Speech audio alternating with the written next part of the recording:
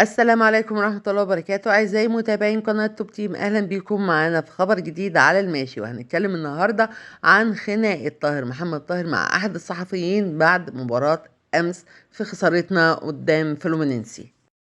بس قبل ما نكمل الخبر ما تنساش لو انت أهلاوي أصيل تضغط لايك، وكمان تشترك في القناة وتفعل الجرس علشان يوصلك كل جديد وحصري عن كرة القدم ونادي الأهلي.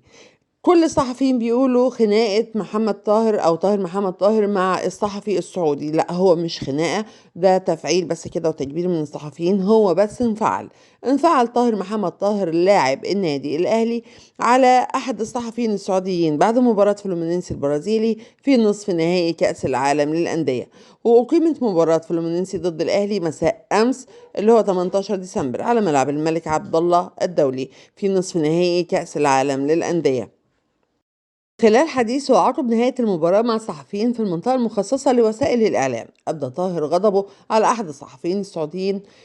وقال الصحفي السعودي لطاهر: تقولون أن الأهلي في كل مرة هدفه الوصول إلى النهائي، كيف ذلك وأين ذلك؟ ليرد جناح الأهلي منفعلا بالقول: هل الاتحاد صعد لأي نهائي من قبل؟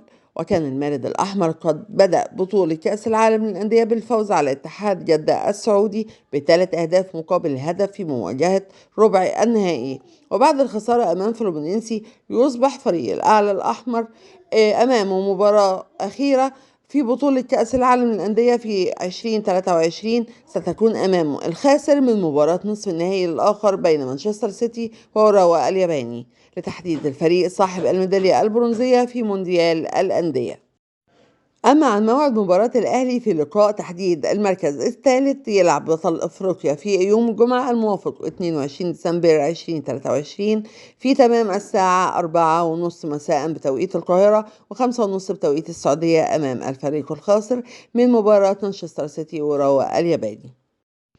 وبكده نكون وصلنا لنهاية الفيديو بتاعنا. أرجو منك لو كان الفيديو عجبك ما تنساش اللايك، وكمان تعمل اشتراك في القناة وتفعل الجرس علشان يوصلك كل جديد وحصري من قناة توب تيم.